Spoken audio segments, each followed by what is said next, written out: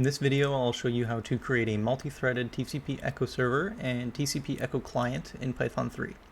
If you don't know much about TCP, I would recommend that you first go and watch an introductory TCP video on YouTube. I will be assuming that you somewhat know about TCP in this video, so let's get into it. Here's what you'll be making today. On the left side is our echo server, and on the right side is the echo client. We're going to make a server which accepts clients and echoes back a message in all caps. So here it is in action. We start the server and start the client. Then we can just type a message in lowercase. And you see that we receive a message back in all caps. Here's a rundown of how a multi-threaded echo server and echo client works. So starting with the echo server. The echo server starts by making a main server socket, and then we bind that socket to an address. We activate listening mode on the server socket so that it can accept connections, and then we're going to create a loop which accepts clients, handles the connection, and then closes the connection. And then we're going to shut down the server. The echo client, on the other hand, is going to create a socket, and then we will connect to the server, we'll send the data, receive the response, and then close the connection. So we'll start by creating the two files that we need.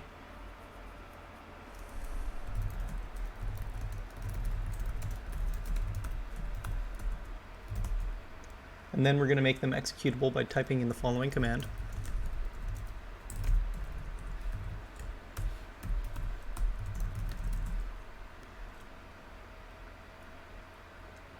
And so let's start with the server. We need to put a shebang at the top of the file so that the operating system knows where our Python interpreter is located. And then we'll also do that in the client file. Okay, so now that we're back in the server file, I'm just going to write some boilerplate code, so just give me 1 second. So we're going to start by importing all the dependencies that we're going to need. We're going to be using the socket module and the threading modules, which are both Python built in.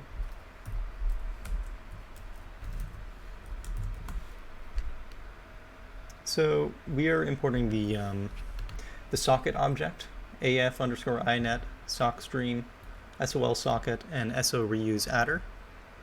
af_inet is equal to it basically stands for address family internet address. So that is an IPv4 socket. So this basically just means IPv4 address. Sockstream, this means TCP. This sol_socket is something we're going to use to set socket options on our main server socket. The SOL stands for socket option level. So this is socket option level socket, and then this so_reuse adder is socket option reuse address. And then down here we're just importing a thread object from the Python built-in threading module, and this is actually supposed to be threading like that. So let's start by creating our server socket. The socket object takes two parameters. It takes the address family and the type of socket. So we're going to pass in af_inet for IPv4, and then sockstream for TCP socket, like this. So next we're going to set a socket option on this server socket so that we can reuse the same address on consecutive runs of our program. If we do not set this option, then if we run our program once and try to use the same address, then we might get an address already in use error. So what that set sock opt call is doing is it's saying on the socket level, set the socket option reuse address to 1. So we're setting that bit to 1. Now we need to bind our socket to an address, so we use the bind function to do this. It takes a tuple as a parameter, and this tuple will contain the IP port pair of our address. The first element of the tuple needs to be the address, which is a string, and the second element is the port, which is an integer. So you can see that we're passing in an empty string as our IP because this is called a wildcard, and it says that it will bind to whatever IP address is available on our system. So now that our socket is bound to an address, we can put it into listening mode. We do this by using the listen function, which takes an integer as a parameter. This integer is the maximum number of client connections to store in the request queue.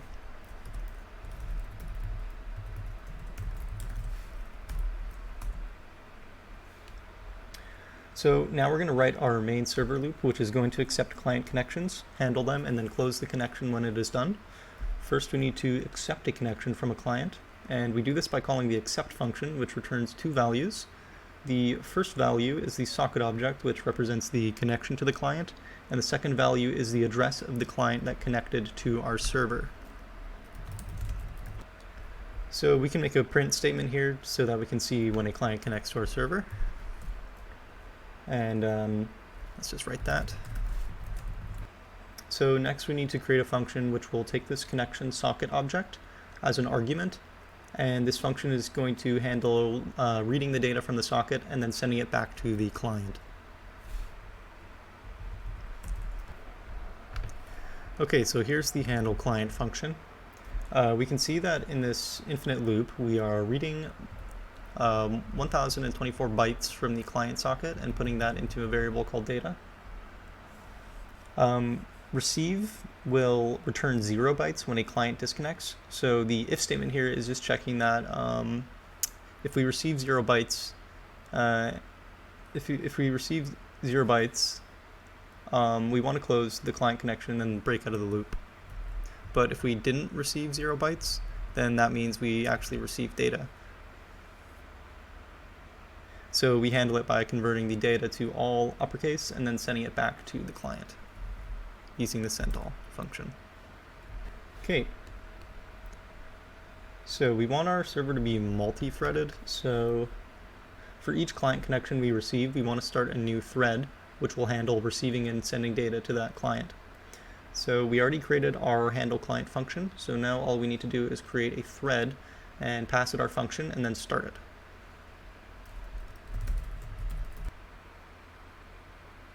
So the next thing we want to do is surround this main loop code with a try except block, because we want to be able to stop the server using a keyboard interrupt.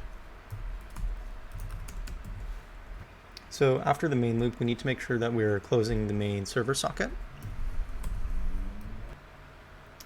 So that's everything for the server code. So we can move on to the client now.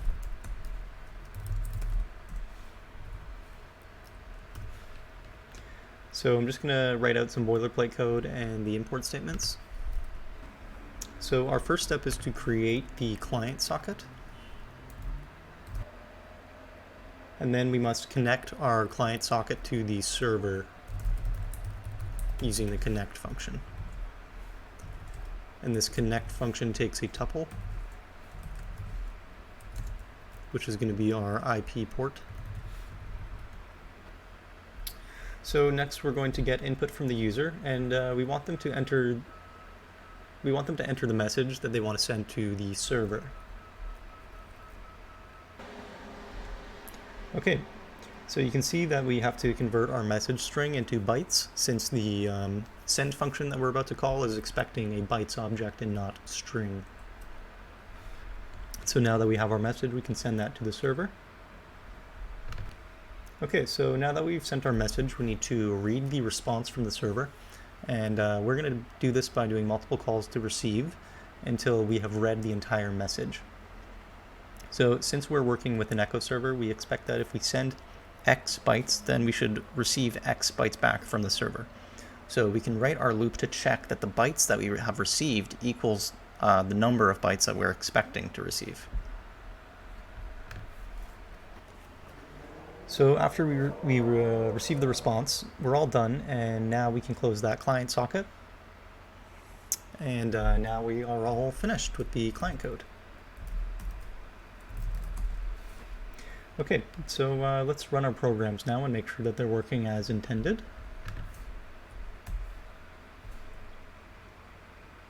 Break outside loop.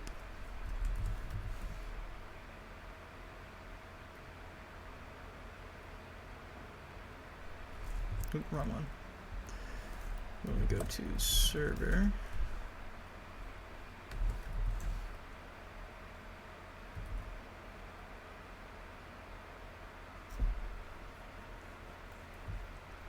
Yeah, so I put this in the wrong place. Let me just fix that.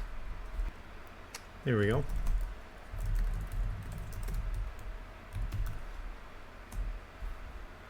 So our server is running, and now let's run our client.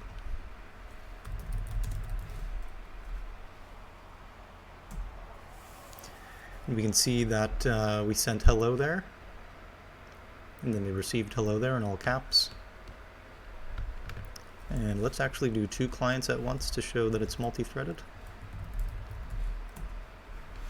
So you can see over here, there's 2 clients connected on 2 different ports. Hello client 1, and hello client 2. Okay, so we can see that both of the programs are working as expected. Thanks for watching this video, and hopefully you've learned a few things about how socket programming works in Python.